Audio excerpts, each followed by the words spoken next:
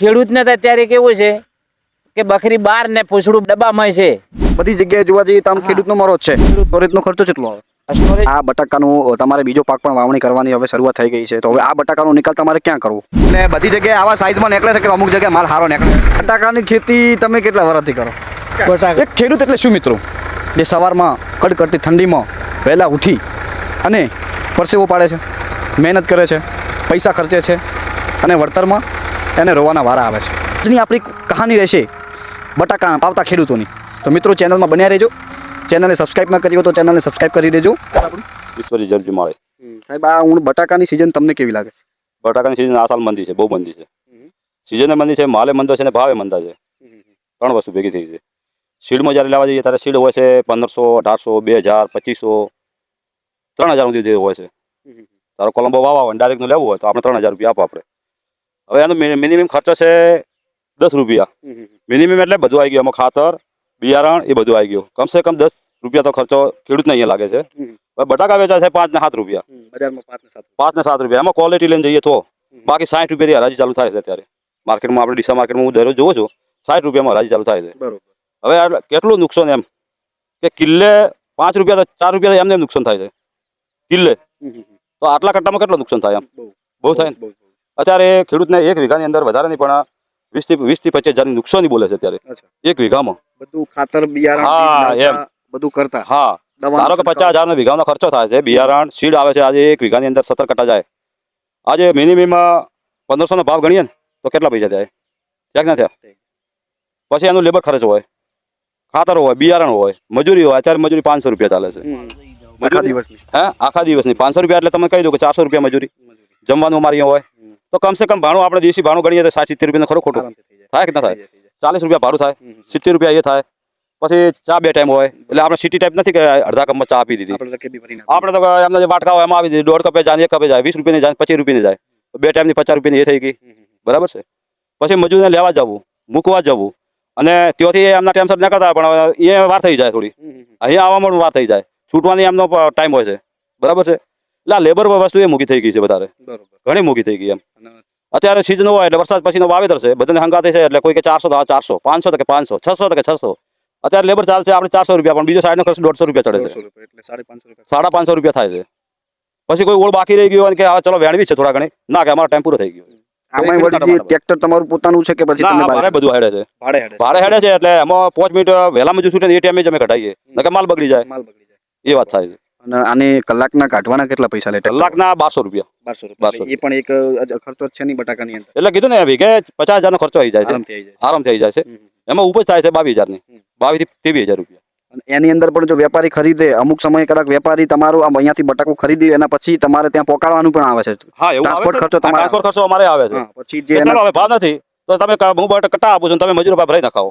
ભરાઈ નાખો. એટલે ખેડૂતનો ગમે હા, ત્યારે એમ. દબો છે જેમ. અત્યારે તમે કોઈ પણ જગ્યાએ જુઓ તો કોઈ પણ 70% વધ્યા છે, 40% વધ્યા છે, 80% વધ્યા છે. પણ આ તો ખેડૂતનો દીકરો છે એટલે 5 રૂપિયા જયારે ડીઝલ હતું ત્યારે 80 રૂપિયા ખેડાતું હતું.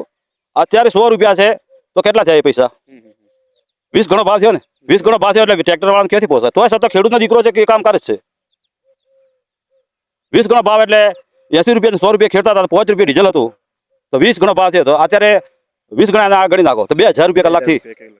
બરાબર ને? તોય સતત ખેડૂત બિચારો નથી લેતો. 2000, 1200, 1500 ચલાવી લે છે.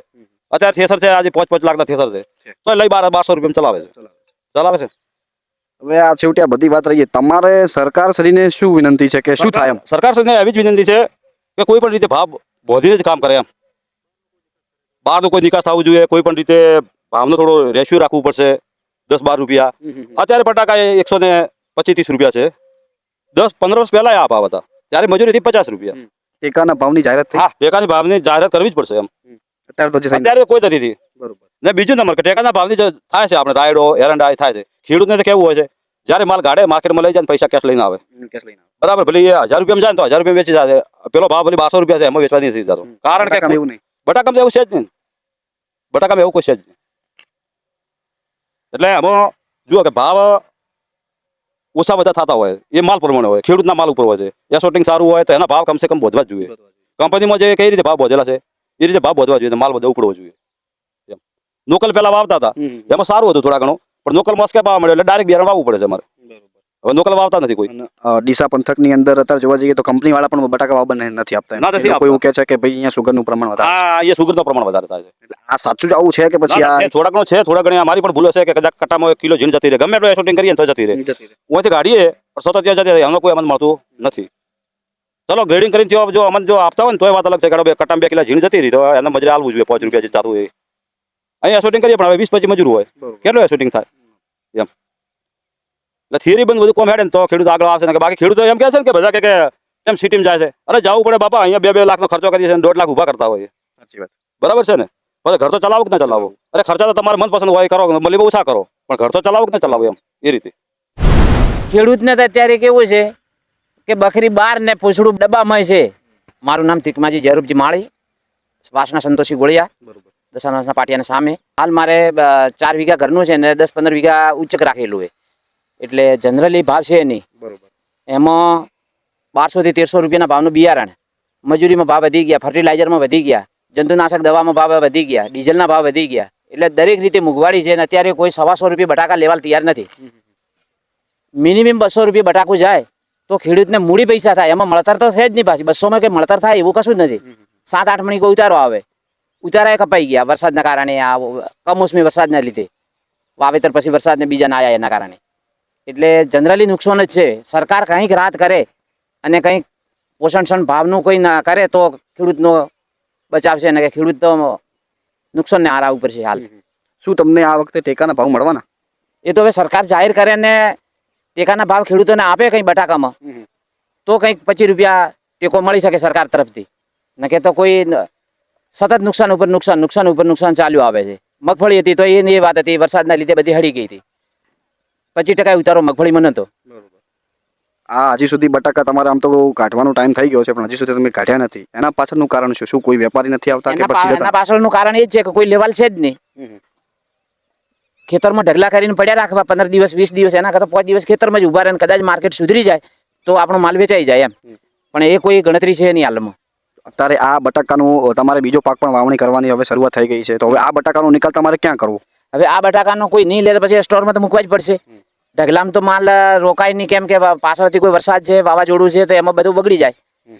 એટલે સ્ટોરેજનો ખર્ચો કેટલો આવે? સ્ટોરેજનો ખર્ચો મિનિમમ 20 કિલો પાછળ 100 રૂપિયાથી કરીને 120 રૂપિયા સુધીનો ખર્ચો આવે.